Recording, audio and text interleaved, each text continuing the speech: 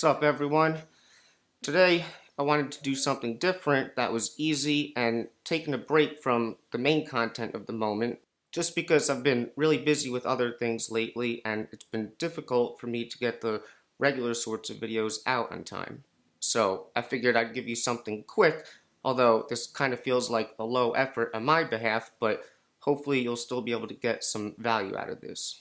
Anyway, all I wanted to do today was talk about this great jazz guitar interview that I came across and recently came out this past week.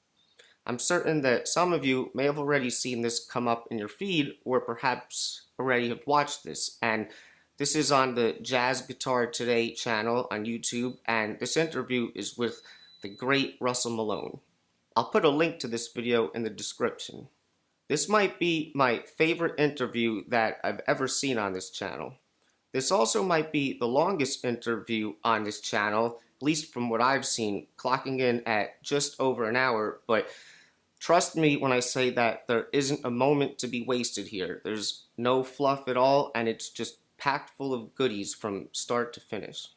Obviously, Russell Malone is a man who needs no introduction at all. He certainly doesn't need me to promote him here. And when it comes to jazz guitar, he's undeniably one of the top guys in the game right now. And if you're going to listen to anyone on that topic, you'd be really well off listening to him and not necessarily just all the typical, self-proclaimed internet gurus out there. He's the real deal, all right? When you listen to him speak, he speaks with such a dignity, and, he doesn't try to entertain you, but he doesn't just, try to impose his perspective on you either. He's just very humble, and he shares his experiences and career and life and music lessons with us all, and it's all for free on YouTube, alright? So you definitely want to take advantage of this if you haven't checked it out yet.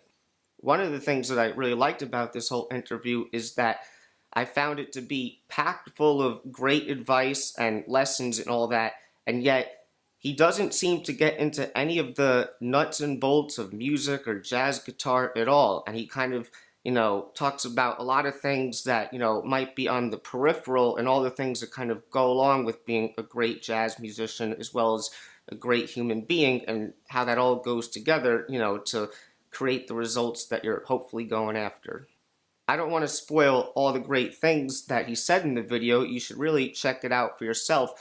But, he says a lot of things that I definitely agree with, and even some things that, while I agree with it, are some things that, for me personally, I definitely need to hear and constantly be reminded of so that I can continue to, push forward in the right direction myself. But if I were to share one thing that I really liked that he said, this was at the very beginning, probably within the first minute, where, the interviewer was kind of saying how he can hear all of his influences because, Russell started off by saying that he stands on the shoulders of all the jazz guitar greats, and then he listed some of them, and, the interviewer said, you have your own sound, but I can still hear those influences well, and Russell Malone basically said, he doesn't take offense to that at all, and in his opinion, when he hears a jazz guitar player play, if he can't hear any of those, classic influences in the player's sound, he said that he'll get a little suspicious, and I really agree with that a lot, because I think today a lot of people are sometimes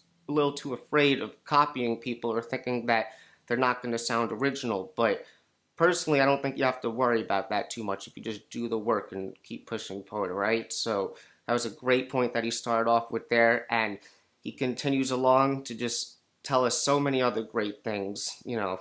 We get to hear him talk about his experiences playing with, a litany of jazz legends, different singers. He talks about playing with Ray Brown, Ron Carter, Sonny Rollins. He talks about the lessons that he got from them. He talks about the lessons from, Kenny Burrell, George Benson, everyone, all right? So I'm a broken record here, but if you're trying to get better at jazz guitar and you're looking for some motivation and whatnot, you definitely don't want to miss this, all right?